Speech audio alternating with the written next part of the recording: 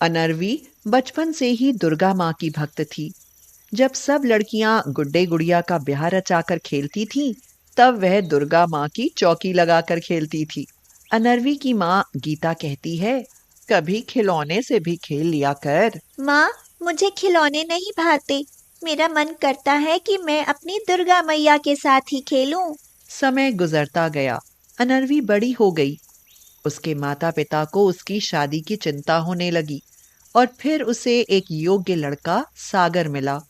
उसके साथ अनर्वी की शादी हो गई और वह ससुराल चली गई। अरे अनर्वी, तुमने ये दुपट्टे में क्या छिपा रखा है? ये दुर्गा मैया है। अब ये हमारे साथ इसी घर में ही रहेंगी। अनर्वी, इन्हें मंदिर में रखो और मेरी बात सुनो। देखो, मेरी 2 भाभियां हैं। वो आपस में सगी बहनें हैं। बच्चे ना होने के कारण वो कुछ चिड़चिड़ी रहती हैं। तुम इस घर की छोटी बहू हो, इसलिए कभी उन्हें पलटकर जवाब मत देना। देखो, मेरी माँ नहीं है ना, इसलिए उनका दर्जा मेरे लिए माँ के बराबर है। समझ गई? मैं ऐसा कभी नहीं करूंगी सागर। अगले दिन बड़ी जेठानी मुस्कान बोली, छोटी उठी नहीं हो अभी। इस घर में 7 बजे तक सोने का नियम नहीं है।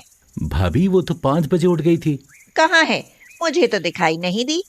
उसने देखा कि अनर्वी नहा धोकर तैयार हुई दुर्गा माँ का ध्यान लगाए बैठी थी। तो यहाँ बैठी हो? क्या हुआ दीदी? अब जल्दी उठो, रसोई में मदद करो। मैं चलती हूँ दीदी। बहुत सालों से हम ही सागर का लंच बनाती आ रही हैं। अब तुम आ गई हो तो अपने पति की जिम्मेदारी संभालो। हाँ, पूरे दिन काम करती रहती हो। अरे, कुछ समय मेरे लिए भी निकाल लिया करो ना। अब तो मैं अपनी दुर्गा माँ के लिए भी समय नहीं निकाल पाती। अनर्वी, क्या दुर्गा माँ ही तुम्हारे लिए सब कुछ है? आप मेरे सब कुछ हैं, लेकिन वो मेरी सहेली हैं, जिनसे मैं अपने दिल की बातें करती हूँ। अगर तुम उन्हें इतना मानती हो तो उनसे कहो कि हमें एक प्यारा सा बेटा दें। माँ हमारी इच्छा जरूर पूरी करेंगी। सागर और अनर्वी की शादी को 6 महीने बीत गए। उसकी जेठानियों ने उसका जीना मुश्किल कर दिया। महारानी आराम से बैठी दुर्गा माँ के कपड़े धो रही हो। ये घर के कपड़े कौन धोएगा? जब देखो तब पूजा पाठ। तुम्हें तो गृहस्थी से संन्यास लेकर मंदिर में बैठ जाना चाहिए। कपड़े जल्दी धो लो, मैं अपनी सहेली के घर जा रही हूँ। रसोई में बर्तन भी पड़े हैं, साफ कर लेना। ठीक है दीदी, जल्दी कर लेना। मेरी तबीयत तो वैसे भी आजकल खराब रहती है। अनर्वी चुपचाप सारे काम करती रही। नारद और दुर्गा माँ ये सब देख रहे थे। नारद बोले, नारायण नारायण। माँ, ये आपने अच्छा नहीं किया। क्या अच्छा नहीं किया नारद? बेचारी आपकी कितनी भक्ति करती है, लेकिन बदले में आपने सिर्फ उसे कष्ट ही दिया है। नारद, अगर कष्ट नहीं झेलोगे तो सुख का आभास कैसे होगा? ये मेरी परम भक्त है, इसलिए इसे इन परीक्षाओं से तो गुजरना ही पड़ेगा। तभी ये मेरे सुख देने का महत्व समझ पाएगी। आपकी लीला आप ही जान सकती हैं माँ। नारायण नारायण। अनर्वी उल्टियां कर रही थी, तभी सागर उसके पास आया और बोला, क्या हुआ अनर्वी? कुछ दिनों से मन ठीक नहीं रहता। कुछ खाती हूँ तो उल्टियां लग जाती हैं। शायद तुम माँ बनने वाली हो। अरे अरे, सुनते हो सब लोग? अनर्वी माँ बनने वाली है। मैं पापा बनने वाला हूँ। सागर और अनर्वी बहुत खुश थे, मगर मुस्कान और शिवानी जलने लगी। शिवानी बोली, दीदी, हमारी शादी को 3 साल हो गए, लेकिन हम माँ नहीं बन पाए और ये माँ बनने वाली है। हाँ शिवानी, अगर हमसे पहले उसका बच्चा हो गया तो घर में इसी का राज हो जाएगा, और अगर बेटा हुआ तो वही वारिस बनेगा। हमें ये बच्चा इस दुनिया में नहीं आने देना चाहिए। हाँ, हम इसका गर्भ ठहरने ही नहीं देंगे। दोनों बहनें मुस्कुराती हुई बाहर आकर बोली, मुबारक हो अनर्वी, भगवान जल्दी से तुम्हें चांद सा बेटा दे। अगले दिन मुस्कान बोली, अनर्वी, कपड़ों की बाल्टी ऊपर ले जाकर कपड़े सुखाओ। मेरे पेट में बहुत दर्द है। मगर मैं क्या? कुछ नहीं होगा, जाओ। अनर्वी दुर्गा माँ का नाम लेते हुए कपड़ों से भरी बाल्टी लेकर ऊपर चढ़ गई। मगर उसे कुछ नहीं हुआ। अनर्वी रसोई में जा रही थी, तभी शिवानी ने उसे जानबूझकर पैर अड़ा दिया और वह गिर गई। हे दुर्गा माँ, बचाओ। अरे उठो, मुझे माफ कर देना। मैं उधर से आ रही थी कि तुमसे पैर लग गया। कहीं चोट तो नहीं लगी? अनर्वी उठती हुई बोली। चोट तो लग जाती, मगर दुर्गी माँ ने बचा लिया। मुस्कान कमरे में जाकर शिवानी से बोली। लगता है छोटी मोटी चोट देने से कुछ नहीं होने वाला इसके बच्चे को। अब हमें इसे दवाई खिलानी पड़ेगी। शिवानी उसके खाने में दवाई मिलाकर उसे खाना देने गई। दीदी, आप मेरा खाना क्यों लेकर आई? मैं खुद ले लेती। तुम माँ बनने वाली हो, हम तुम्हारा ख्याल नहीं रखेंगे तो कौन रखेगा? चलो खाना खाओ। अरे ये एक और माथे से लगाकर अलग क्यों रख दिया? दीदी, ये कौर दुर्गा माँ का है।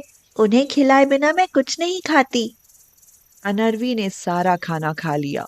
शिवानी और मुस्कान बहुत खुश थी कि अब उसका बच्चा नहीं रहेगा, लेकिन अनर्वी बिल्कुल ठीक लग रही थी। अब वो दोनों परेशान थी कि उसे कुछ हुआ क्यों नहीं। ऐसा तो नहीं कि दुर्गा माँ ही उसके गर्भ की रक्षा कर रही हो। उन्होंने सोचा कि इस घर में से उसकी दुर्गा माँ को ही हटा देना चाहिए।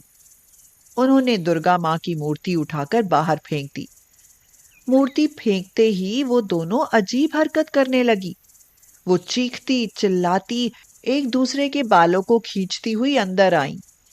अनर्वी ने उनसे पूछा। दीदी, क्या हुआ? आप एक दूसरे से ऐसे क्यों लड़ रही हैं? ये पागल हो गई है, मेरे बाल खींच रही है। देखो, मुझे काट रही है। लगता है मुझे मार डालेगी। लेकिन अचानक कैसे? अभी तो ठीक थी। वो इसने दुर्गा माँ की मूर्ति बाहर फेंक दी। इतना कहते ही मुस्कान भी पागल हो गई और वह भी शिवानी को मारने लगी। अनर्वी ने मंदिर में जाकर देखा तो मूर्ति नहीं थी, पर बाहर पड़ी हुई थी। अनर्वी मूर्ति उठाकर अंदर ले गई और बोली। हे माँ, इन्होंने आपकी मूर्ति बाहर फेंक दी, इसलिए आपने इन्हें पागल कर दिया। उन्हें ठीक कर दो माँ। दुर्गा साक्षात प्रकट होकर बोली। हे पुत्री, इनका पागल रहना ही ठीक है। अगर ये ठीक हो गई तो फिर से तुम्हारे गर्भ को गिराने की कोशिश करेंगी। माँ, आपने मुझे दर्शन दिए, मैं धन्य हो गई। मगर आपकी बात मैं समझी नहीं माँ। तुम्हें नहीं मालूम, इन्होंने कई बार तुम्हारा गर्भ गिराने की कोशिश की और आज इन्होंने तुम्हें गर्भ गिराने की दवा खिलाई और मेरी मूर्ति को बाहर फेंक दिया। इनके कर्मों की सजा तो इन्हें जरूर मिलेगी। नहीं माँ, इन्हें क्षमा करें।